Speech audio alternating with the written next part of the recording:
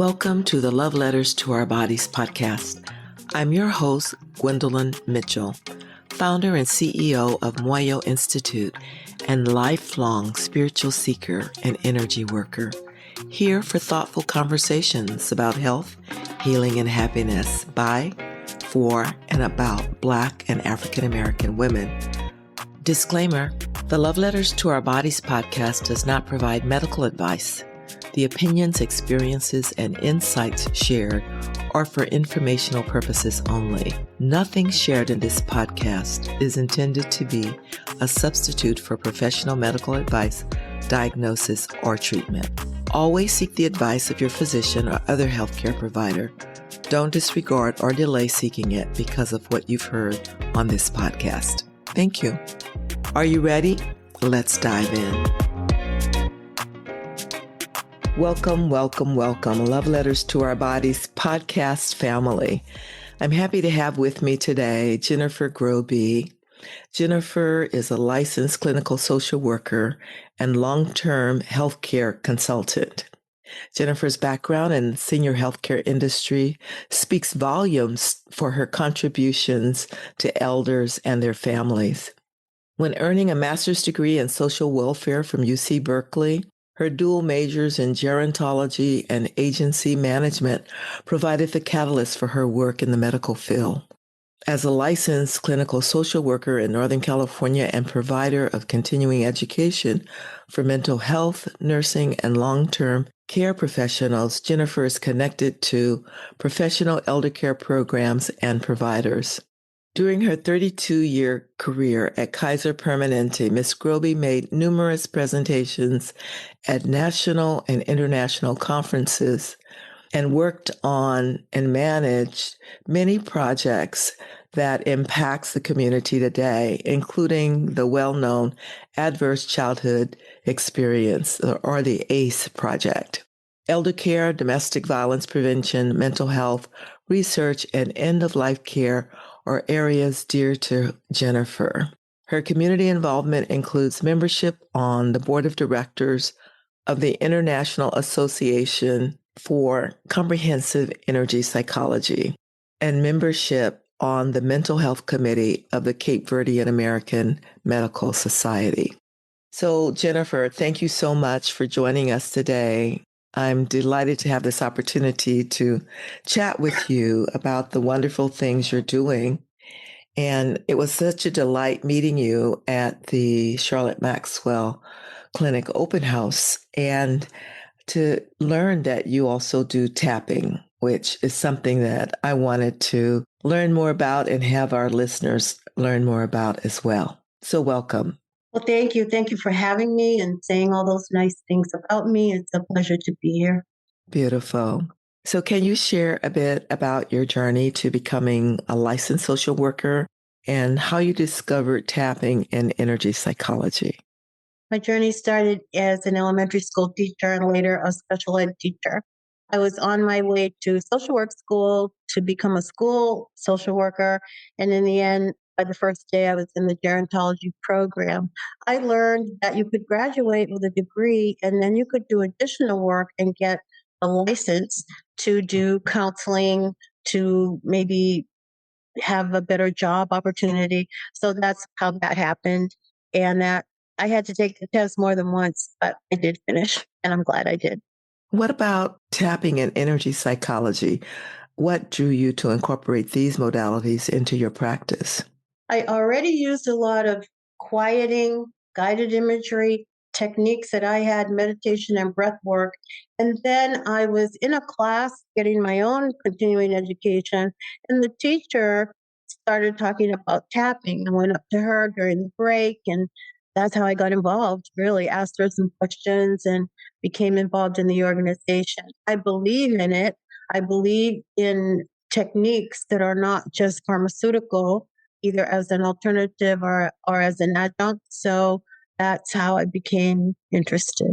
Beautiful. So for our listeners who may not be familiar with tapping or the EFT or emotional freedom techniques, can you describe how it works and what's happening in the body, mind when we tap? The name, if you think of acupressure or acupuncture. Those are the meridians. The acupuncture is actually puncturing near the meridian. Acupressure is sort of giving some pressure relief through the meridians, and the tapping is much lighter. It's known as acupoint stimulation.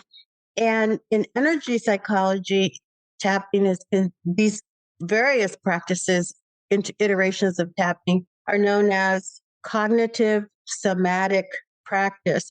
Cognitive is like psychotherapy, the talking and the thinking. Somatic is the biofield, the meridians, the chakras, and they're working together. So if you're touching on a certain point, you've activated something, and in tapping, you're talking to it as well while you're tapping on it briefly. Beautiful, beautiful. So, yeah, we do a lot of conversations about acupuncture and acupressure.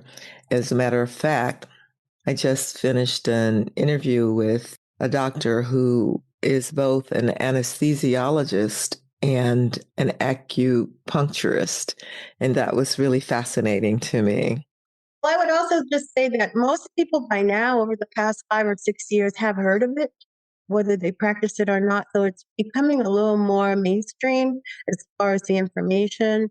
It doesn't have to cost anything. You can do it with a leader or with a therapist or any of the professionals who employ it, or you can do it by yourself. There's lots of resources on the website. So I think it's just right for this time in our life. So tell me, what does the research tell us about the effectiveness of tapping? Are there specific conditions or challenges where you've seen it be particularly helpful? There is research, so we want to know that tapping or acupoint stimulation is evidence based. That's sort of the language and research. There have been over 200 studies, clinical trials, meta analysis type of where they look at 5 or 6 or 7 or 8 or more studies and give you a meta. It's just really sound. I think there's a challenge right now just with one organization, the American Psychological Association, trying to understand or acknowledge the value of tapping, but it's everywhere, and I think it's going to grow. The studies have shown that it's most effective with depression, anxiety, which are part of trauma, so helping with trauma, as well as excellent work with veterans. There's a couple of things on my website. I'll link some videos maybe later this week where veterans suffer from moral injury, those things that they did when they were at war, those visions that don't go away. They drink, they go to a lot of therapy, but for some reason, doing the tapping just cuts right through and they obtain some relief. So that was surprising, and it is in the research, in the literature. The other place that it's helping is with food cravings and weight loss. It's been known to be helpful. Beautiful, beautiful. That word, moral injury, I think that's really very telling. I haven't heard that expression before, but I can see where the experiences that someone has that goes against their internal compass about right and wrong, like taking the life of another person, could produce something like moral injury. True. And I don't know if you personally know veterans from, could be Vietnam, could be the more Middle East wars, more recent wars, Afghanistan, and like that. But they really suffer and carry it with them. Plus, they might have physical injury, from their experience in war. But I think it's difficult to, there's the survivor guilt, the whole platoon died or got dismembered, and here I am. There's that. But just the actual, like you said, the conflict between morality and being a person and then that Mhm. injury. Thank you. So, in your experience, how can tapping support women who are navigating cancer diagnoses, treatment, or recovery? And what specific aspects of the cancer journey might benefit from this practice? Well, that's a great question because I did meet you at the Charlotte Maxwell open house. and Charlotte Maxwell Clinic serves women with cancer. I volunteered there once a month and I do the tapping and the guided imagery or a combination, get quiet, and then we'll do the tapping. So they feel much more relaxed. I might ask what's on your mind most today and deal with that. But I think it's wonderful. And they can go home and do it alone by themselves, go online. So I think it definitely is helpful in my experience. And even during COVID, I did those things online and people attended and felt good about it. Beautiful, beautiful. Can tapping help with the physical symptoms associated with cancer treatments, such as pain, nausea, or fatigue, or is it primarily focused on the emotional aspects? Well, everything's connected. So, got some physical pain. There might be some emotional roots. And if I demonstrate later on, you'll get an example of how I talk about it, bring it up, not really induction, which is more like hypnosis, but we bring up a point and then I'll do a guided imagery. And then in the end, we'll tap on it. So, yes, I think it's beneficial. So I do think in my experience, it's been very beneficial from the feedback from the women, whether it's just to be calm and relax and let your body heal, work together with your mind and body and whatever medicine you're taking. So, yeah, that goes to the anxiety and fear and uncertainty that the women actually experience. I think you've talked about the fact that it helps people to relax and feel supported emotionally. Can you walk us through how someone might use tapping when feeling overwhelmed? There are about 7 points that we'll touch. We begin with the side of the palm of your hand by the pinky finger, called like karate, and tap there as we do our opening statement. And then we go to above the eyebrows, the side of the eyes, under the eyes. And these are the points that we're activating: the top of the lip, the bottom, the chin, and then up and down when we hear that, like Tarzan type. Those are the basics. Up and down where? Up and down, right, like your collarbone and below. And then a way I administer is a big deep breath and then a big exhale that we conclude the session. So it would be, you're seeing me, I'm touching the side of my hand with opening statement. Each point that we tap on, we tap around 10 times lightly. So I would say, even though I am experiencing great anxiety regarding my cancer treatment, I deeply and completely love and accept myself. I understand this is something I'm going through and I will make it through. I know that my anxiety is of a concern, but I'm able to release that anxiety right here, right now. I become calm inwardly, deep within. I am calm on the outside, and I release my anxiety for more centered peace. And then I take a deep, big breath. Usually people feel something right away, or I'll say, wait till this afternoon, see if you notice anything different. I always feel better when I'm doing it. So it does do something. And I do get people with interest, well, tell me where I can find this, where I can do this. It's personal. So, an opening statement. So, what I want to do to help our listeners who won't be able to see this, but really want to follow along. So, I'm noticing you're tapping with two fingers. Two, I like two. Mm-hmm. Each Okay. hand. So, when you do the opening statement, you're actually tapping on the side of your palm. Yes. Does it matter which hand you start No. with? Okay, great.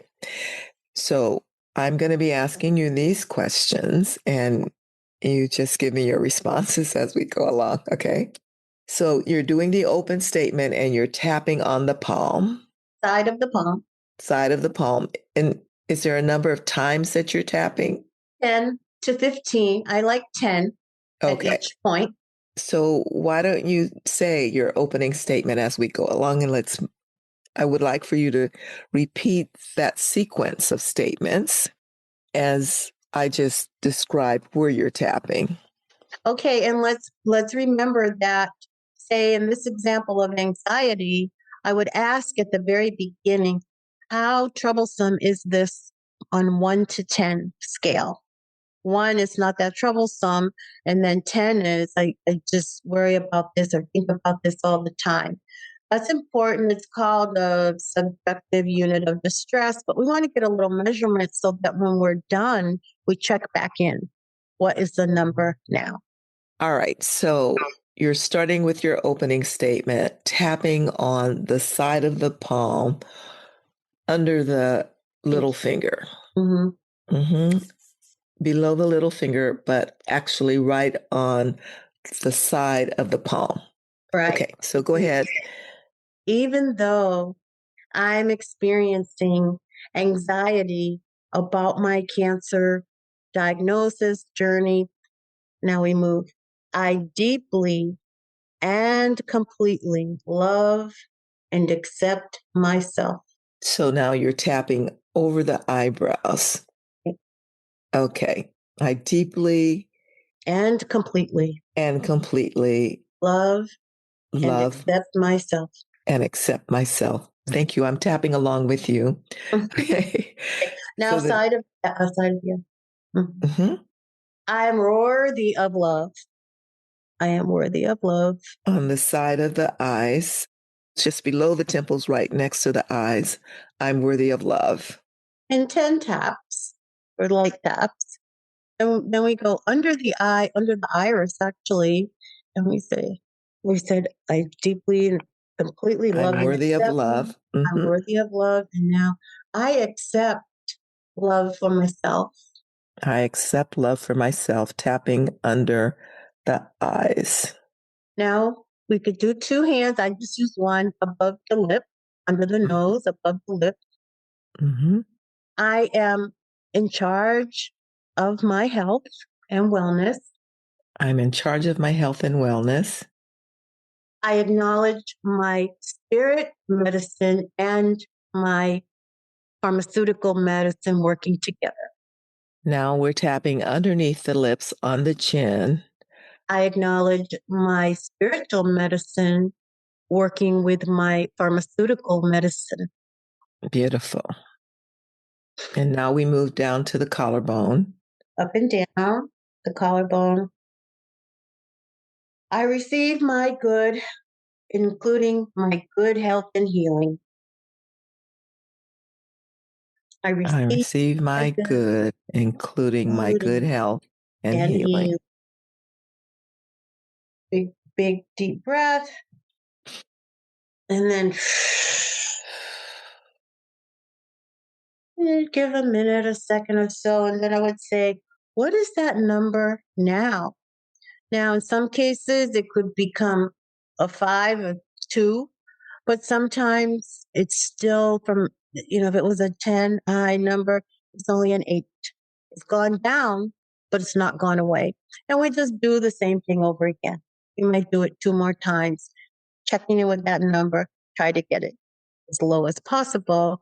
And if you're in a counseling session, you say, when you go home, I want you to do this every day if you can. And when you come back, we're going to say, what's the number?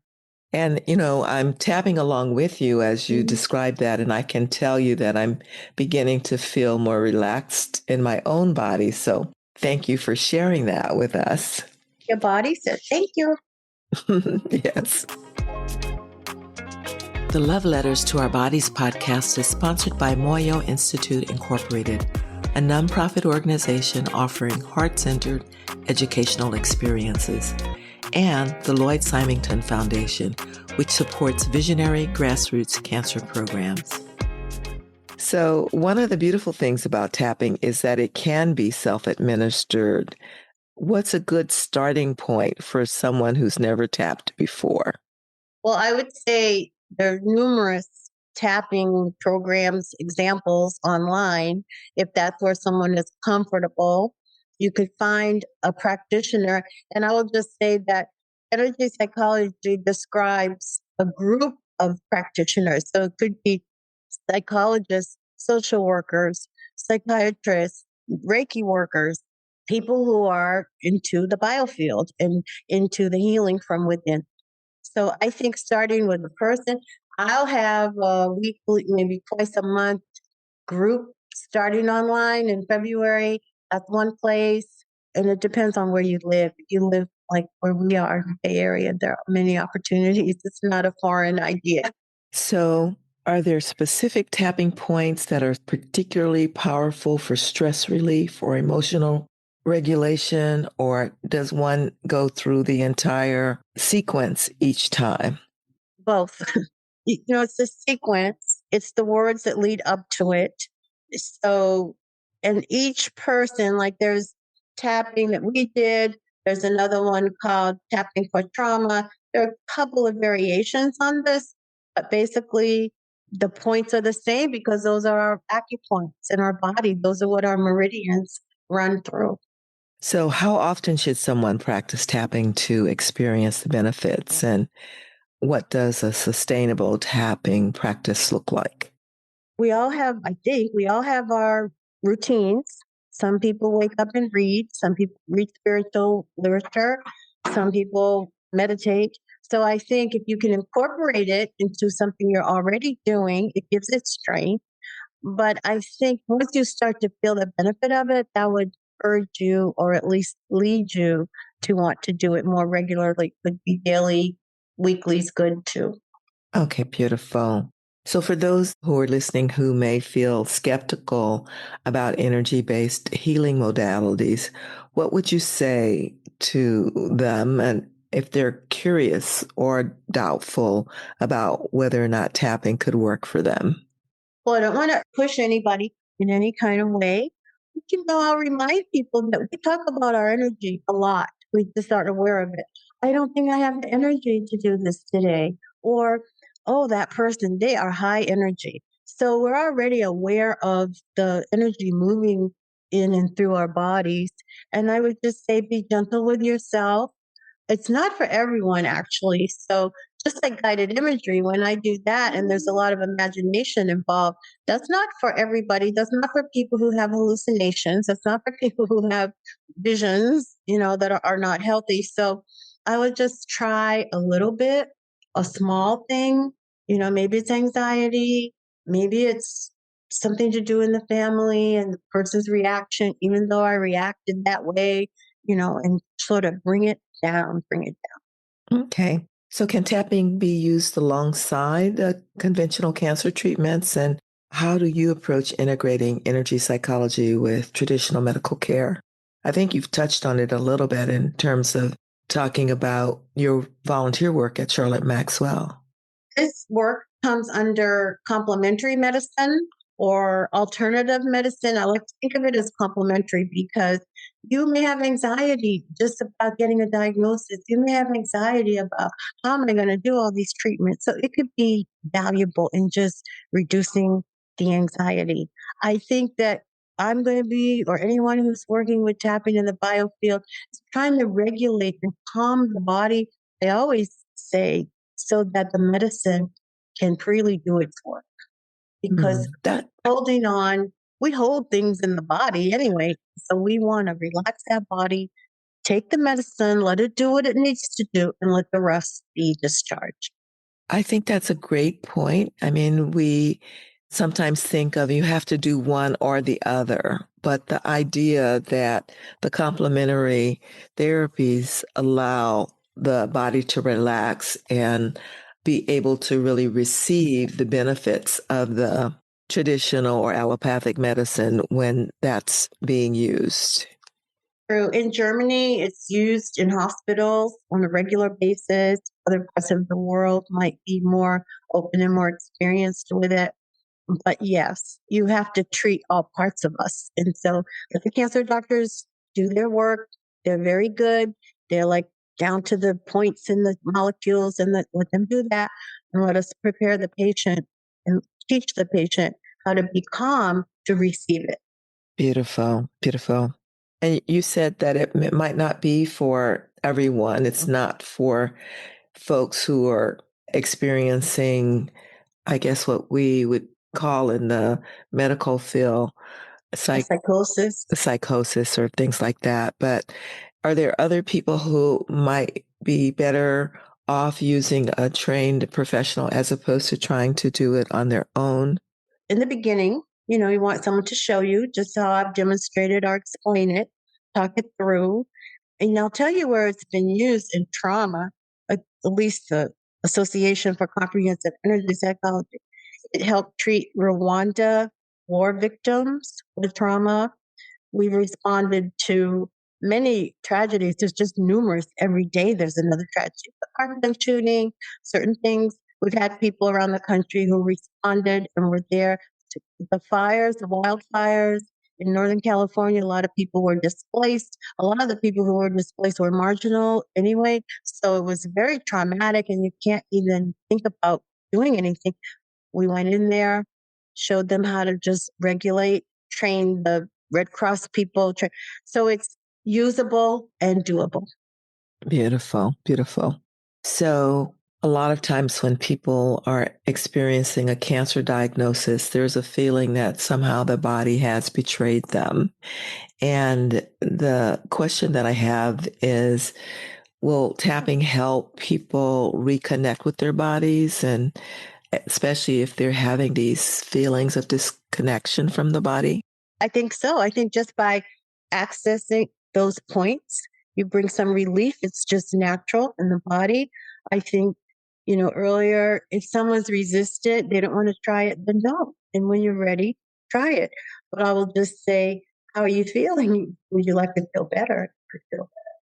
Beautiful. Can you share an example with us of someone that you've helped with tapping and how it shifted their relationship with their body? And of course, without any names. I can think of one example. I had a client at an agency who had trauma. Guy's like 48 years old, and he had trauma since he was a little boy. Just lifetime difficult traumas. And then as an adult, medical traumas, one surgery after another. Multiple surgeries I consider to be medical trauma on the body. So after a few weeks of working with him, I said, why don't we try tapping? Why don't we try it? And first he got really relaxed. I didn't realize he had a defibrillator inside his body. He got so relaxed that it set it off. Wow. And I was like, okay, you better wait a few minutes before you leave. So it could be as dramatic as that. Some people may start crying, emotions come out. And I can think of another client who just was so happy to finally get a way of relief without another medicine or another clinic, another appointment. So, when these strong emotions come up during a session, how should the person who's experiencing that navigate that experience?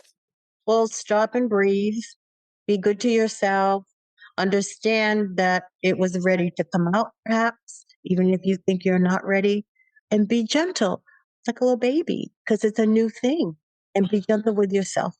I like to always remind people that in my experience, that crying is a really good thing, that it actually means you're releasing things and you're making more internal space inside for your own well-being and for your own healing. So I know in our society, sometimes people especially have been programmed or conditioned not to cry and to see crying as weakness. But my own experience and along my healing journey was that whenever these stored patterns, grief or trauma or betrayal, whatever they happen to be, are accessed through a healing process, that the crying is a really good thing.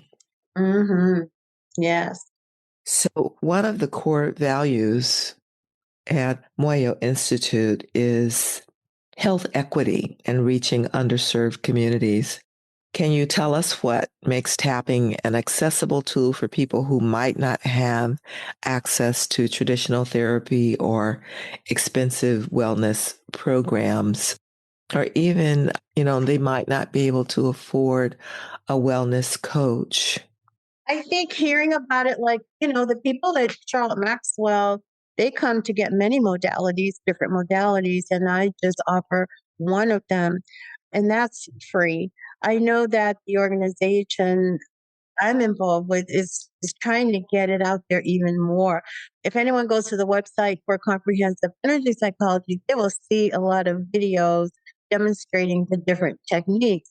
And what we're doing now is re-recording the videos with more diverse actors, more youth, so people can see it and see themselves. And that's another silent level of equity. Exactly. I mean, I think the fact that people can do it themselves once they get an orientation on how to do it and also learn about like when it's appropriate or when it's helpful, that is opening up huge opportunity for people in marginalized communities to engage in self-care. It does. And I think anytime you know of an organism or a place, a fair or something like that, and there can be tapping demonstration, it's good. We always have to try to educate and include and offer a solution in the same spoon. Beautiful, beautiful.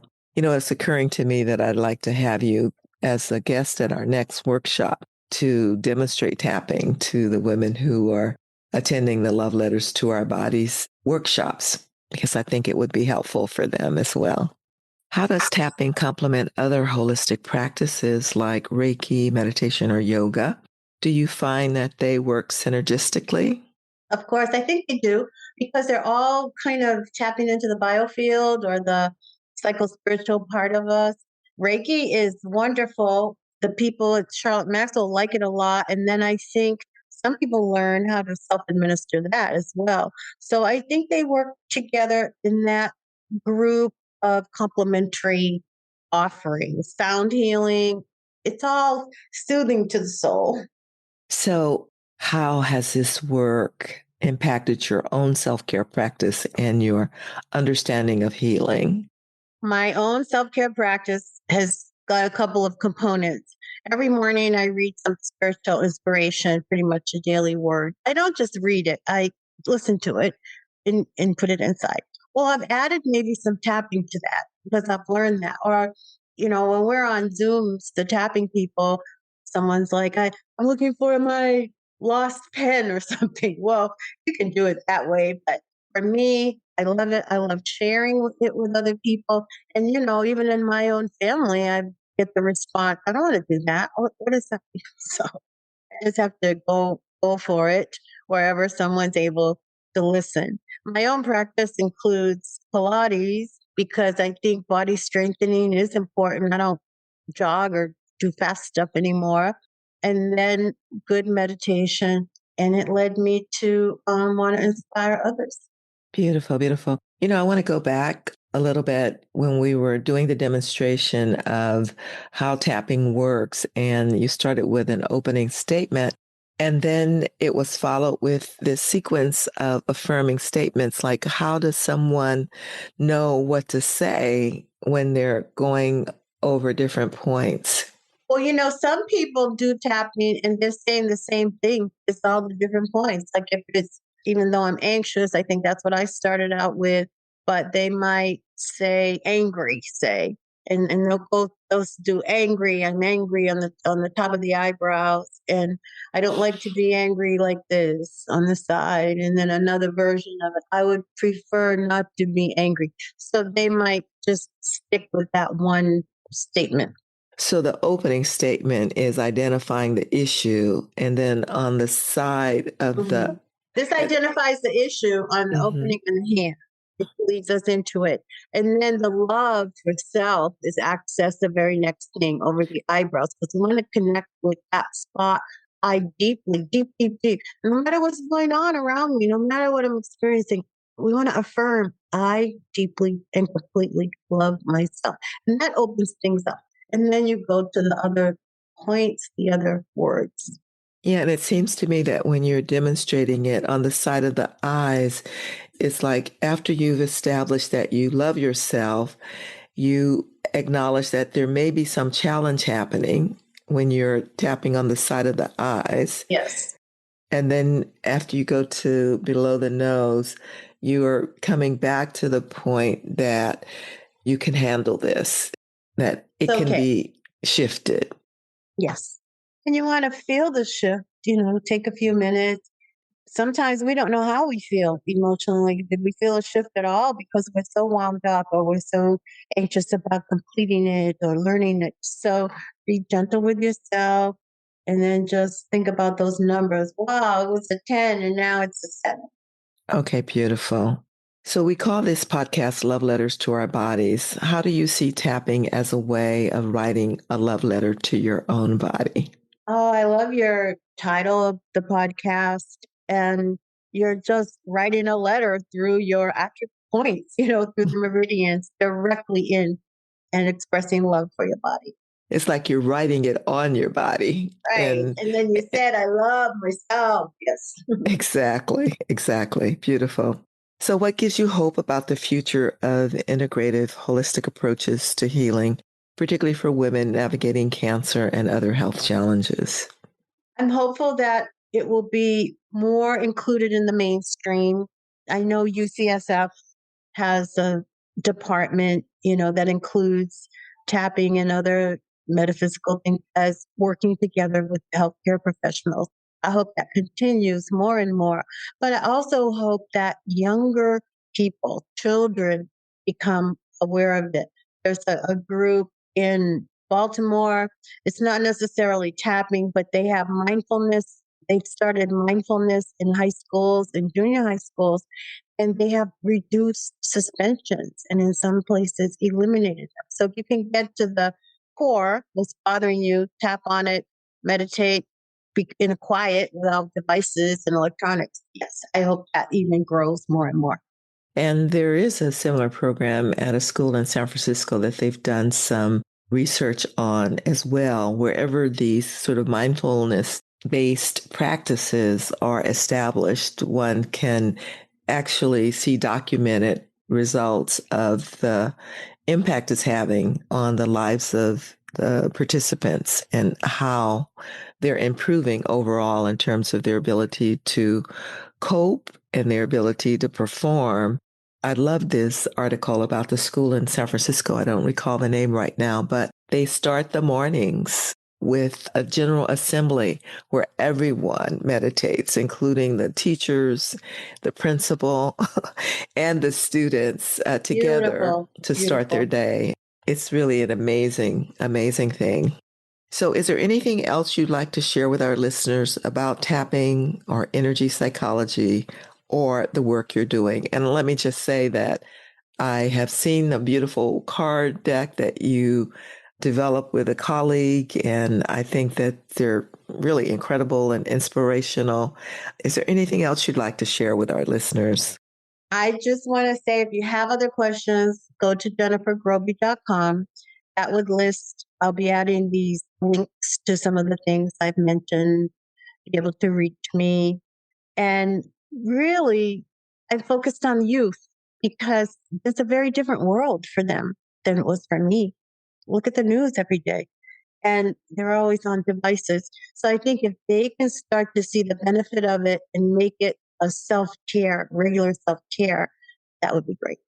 And, back to our primary target audience, there's been an awareness that even young people are experiencing cancer at earlier ages. It's been something that historically we've seen in older populations. And as a result, there hasn't been a lot of attention on how it impacts younger people. But there are organizations now that are serving younger clients because of a recognition of this. So I appreciate everything that you've shared with us today and look forward to having more conversations about energy psychology, about tapping, about how it's showing up in your life and in your work.